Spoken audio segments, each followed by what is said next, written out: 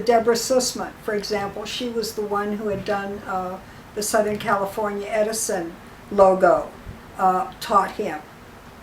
He would spend time, Charles Fine, who has Ace Gallery, was a mentor for James.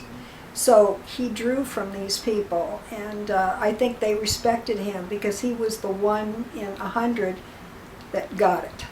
Yes. And getting it is the biggest part. Is the biggest part. I love that.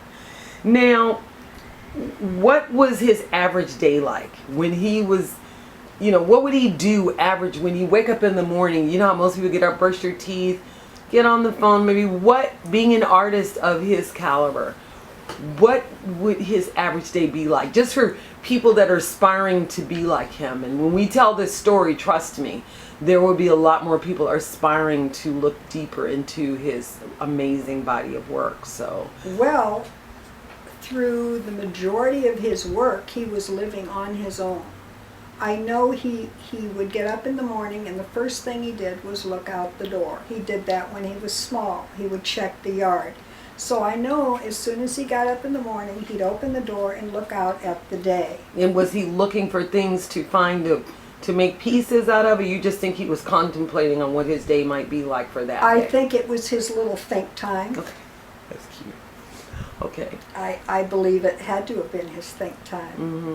And if he were here today and he had to talk about what his ideal studio would be like, if you had if somebody said, okay, we're going to give you like all this money and you can do whatever you want to with your studio, what do you think? I think you touched upon it when you said he had the idea of having half his art and then half from things that he collected to be restored. So what else would be encompassed in that space, in an ideal place for him? Art was so important to him that he was surrounded by it day in and day out. And when it wasn't within him, he was outside somewhere, he saw art everywhere. It was just part of his nature. Yeah, that's who he was. That's who he is. That's who he was. I think being open to everything. I've had several people tell me that James treated everyone the same. He didn't care if they were an ambassador or a millionaire or if they were the guy pushing a cart down the street. He had the same regard for everyone. Mm-hmm. And that is probably the key to his ability to absorb art and people and enrich himself. You asked me what he did in the morning when he got up. He always had a sort of an agenda. The body of work that I have discovered here in his studio was immense. He had to have been very busy. He collected neon. He had a whole yard full of just neon that he collected with a friend of his. He built his own shower at his own studio. He built a bed. He built the shelving. He created the walls. He fixed the space to suit himself. He had to have been busy every single day. And I think he wanted to use his time. I don't believe he knew he had so little time. Mm-hmm. But in that amount of time, he used it to the max. Yeah, he was productive and made use of Absolutely. the 24 hours a day. People paint all day, but James worked in so many different mediums. Mm-hmm. I don't know how he did this all, because he always had time for his friends and to go to the art museums and to do everything. He was prolific. Now, speaking of art museums and neon art, there is a huge push with neon art right now. Two famous models just wore neon art outfits on a runway in Paris, wherever the show was. Also, I was told by your son Sammy, who seems very sweet even over the email, that James's work has appeared in hip-hop artists like Nicki Minaj, huge hip-hop artist, and I think it was Guetta, Guetta, and those kinds of artists are picking up. Well, those kinds of artists would be the one that would really get into that kind of stuff. It's hip, it's cool, it expresses youth, bright, it's bright, it's happy, it's new. Yes. And so at what point do you think that his art started to cross over from being a local artist to now I'm talking to people like Tom Ford and being commissioned by Angelina Jolie and Brad Pitt and being commissioned by other studios and artists to do this kind of thing? When do you think that happened, when you saw the transition? I don't know that I actually saw a transition. I think it was always there. He had so much interest in art that this just bubbled up at one end and he would be doing something at another end. Neon was one of many things. He was getting to the point where neon, he did his neon and he enjoyed it and he had a good time with it, but then he started to do assemblage. Mm-hmm. He was doing... Now what is assemblage? What's the difference between assemblage and the neon for the audience? What's the Okay, difference? assemblage is where you take different found objects and you put them together in an art piece. Okay. That's an example of assemblage.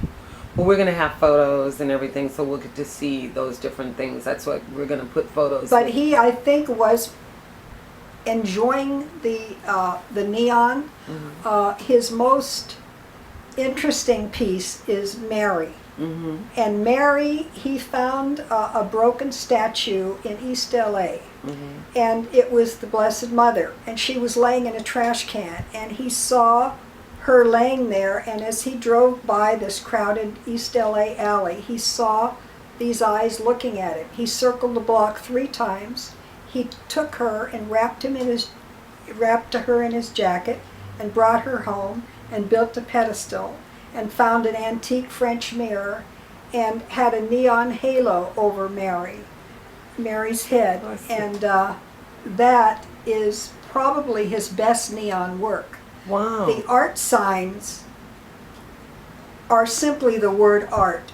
He collected the letters art. He collected them in wood. He collected them in metal. Okay. So The he really word had a art. thing for lettering So too. neon is just part of his that art art. experience. Mhm. It's not the whole thing.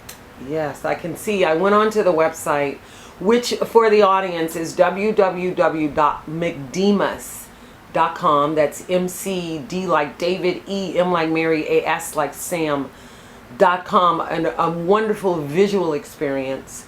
I noticed that some of them weren't, you're probably working on putting new photos on there, because some of the buttons when you go on there, I wanted to see more of what he did with furniture pieces and wood and things like that. So, Well, he wasn't too focused on a website. He wasn't even focused on promoting himself. He was focused on creating art. And any monies or self-promotion always came at the bottom of his list, because the making of it was what was important to him. so who went out and got the venues? How did he go from I'm in my mother's house to all of a sudden I'm out hanging out with different people? I'm going to the studios. How did he find venues to show his work? Did he just hustle or? No, he didn't hustle. It's just he was open to meeting new people. They Okay. asked him what he did. He had his business cards and he said, this is who I am. He was very quiet fellow, but personable. And then would they come by the studio to see the work, or? Some did. Okay. He had his little portfolio that he went and he showed. He had a lot of friends at the Los Angeles Conservancy, which is a very prestigious, lovely organization. Yeah. The Museum of Neon Art, I don't know how he hooked up with them. I never asked him. I just know that he was always trying to diversify.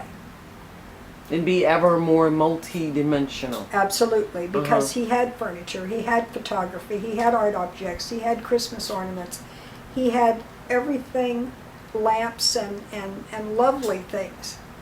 And he was just always talking art. Just oozing with art. His whole being was an art. If you have a respect for your subject Yes. and your calling, you gravitate toward the people who want to speak the same language. And those people know people who know people. And it's also, I think, kindred spirits find each other. Absolutely. I know that I'm always shocked when I meet people and they say, I'm an artist. And I'm like, okay, you must be an artist because artists seek out each other. It's like, what do they say? The level of water always equals itself or something? Yeah, What is that word? Yeah. Or the cream rises to the top or One something regret like that I have Yes. is that James and Larry Underhill, who took the most brilliant photographs of his studio and his neon, Larry is a photographer from the heart. Right. He picked up on the essence of James. And I know that the two of them together probably would have been a great team Mm-hmm. because they would have been